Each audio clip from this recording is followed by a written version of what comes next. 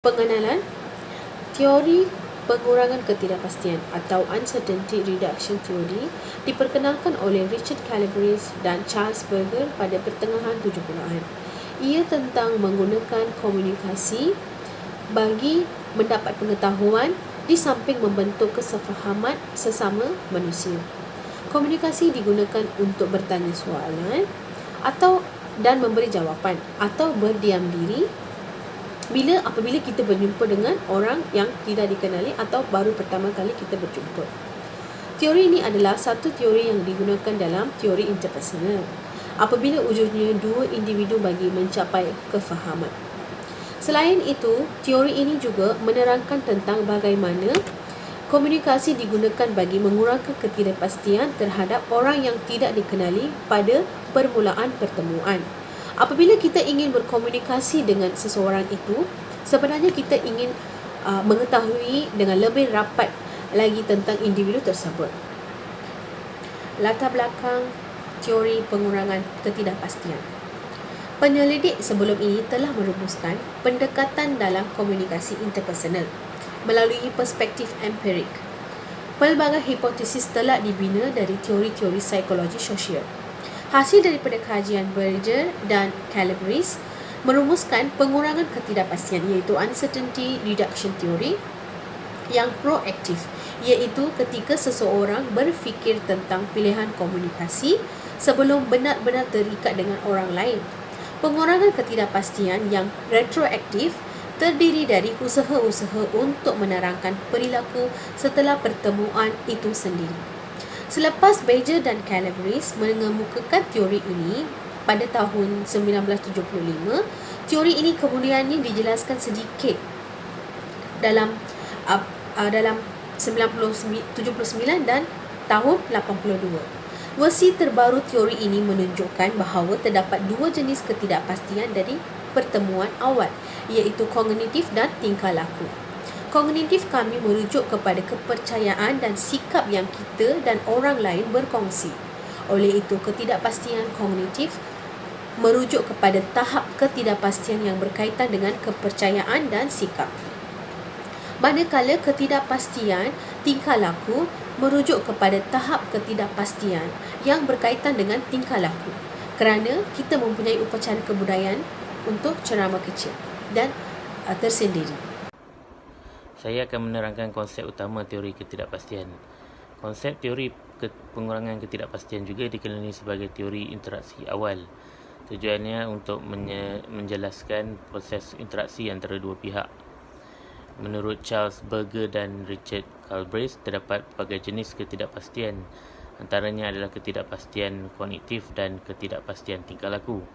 Bagi proses pengurangan ketidakpastian dibahagi kepada dua, iaitu ketidakpastian proaktif dan ketidakpastian retroaktif. Tahap perkembangan hubungan pula terdapat tiga jenis, iaitu tahap masuk, tahap peribadi dan tahap keluar.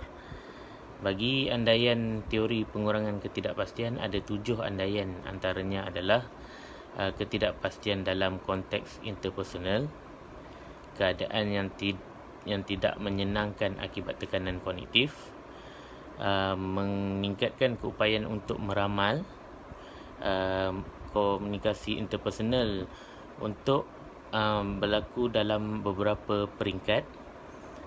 Komunikasi interpersonal juga mengurangkan ketidakpastian. Jumlah sifat maklumat berubah dari masa ke semasa dan mod perundangan mungkin boleh meramal tingkah laku seseorang. Sekian, terima kasih.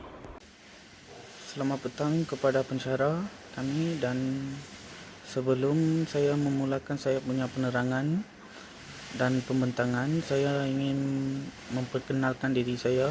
Saya Linggeshan Lelaki Gopal Krishnan, nombor metrik 260629. Saya hari ini ingin menerangkan modul komunikasi yang berhubungan dengan teori komunikasi pengurangan ketidakpastian. Teori ketidakpastian adalah berdasarkan penyelidikan komunikasi interpersonal yang menunjukkan bahawa terdapat hubungan yang sesuai antara teori dan model. Oleh itu, tidak ada salahnya jika kita menghubungkan model Model komunikasi Shannon dan Weber dengan teori komunikasi pengurangan. Pada mulanya model komunikasi dicadangkan oleh Claude Shannon dan Warren Weber pada tahun 1949 dalam buku The Mathematical Theory of Communication. Model Shannon dan Weber sering dipanggil oleh model matematik dan model teori maklumat. Model ini menyertai masalah menyampaikan mesej berdasarkan tahap ketetapannya. Model ini menerangkan sumber yang menjadikan atau membuat mesej dan penyampaiannya melalui saluran kepada penerima. Elemen asas model ini adalah sumber maklumat, pemancar, penerima, destinasi dan unsur sumber bunyi. Model Shannon-Weber mengandaikan bahawa sumber maklumat menghasilkan mesej untuk disampaikan dari sekumpulan kemungkinan mesej. Pencamaran menularkan mesej menjadi satu isyarat yang sesuai dengan saluran yang digunakan. Saluran adalah medium yang menghantar isyarat dari pemancar dan kepada penerima. Dalam perbualan, sumber maklumat adalah otak. Pemancar adalah mekanisme bunyi yang menghasilkan isyarat kata-kata yang dituturkan yang ditransmisikan melalui udara saluran.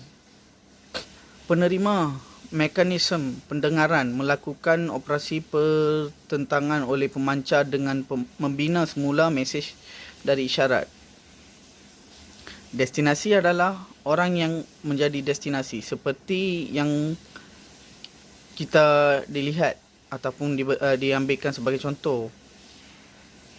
Konsep penting dalam model Shannon dan Weber bunyi bising yang mana merupakan rangsangan tambahan dan tidak diingini oleh mengganggu ketepatan mesej yang disampaikan. Sebagai contoh, apabila kita berbual dengan seseorang di telefon bimbit, kita berdiri di tepi jalan dan kita terganggu oleh bunyi dari kenderaan yang lewat di hadapan kita. Apabila pensyarah mengajar kita di dalam kelas, mesej yang disampaikan kepada pelajar, dalam proses pembelajaran terdapat sumber gangguan, contohnya kelas sangat bising, banyak pelajar berjalan atau bergerak kerusi sehingga kelas menjadi tidak kondusif ketika mengajar. Dari contoh tersebut, kita kaitkan dengan teori mengurangkan ketidakpastian. Dalam teori ketidakpastian, terdapat beberapa perkara yang boleh meningkatkan atau mengurangkan ketidakpastian seseorang tentang sesuatu dalam proses komunikasi. Dalam contoh pertama, terdapat peningkatan ketidakpastian dalam pembesar suara kerana bunyi dari kenderaan yang berlalu di hadapan. Ketidakpastian mungkin dalam bentuk microception atau kemunculan beberapa kemungkinan.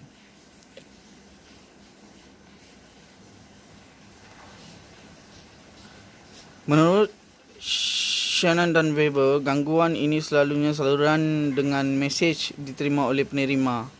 Dengar sumber bunyi ini banyak berkemungkinan boleh berlaku. Mungkin mesej yang disampaikan oleh sumber maklumat tidak mencapai destinasi tujuan. Ia juga menjadikan salah tafsir mesej penerima atau mesej itu diterima oleh orang lain. Itu adalah sedikit sebanyak penerangan bahawa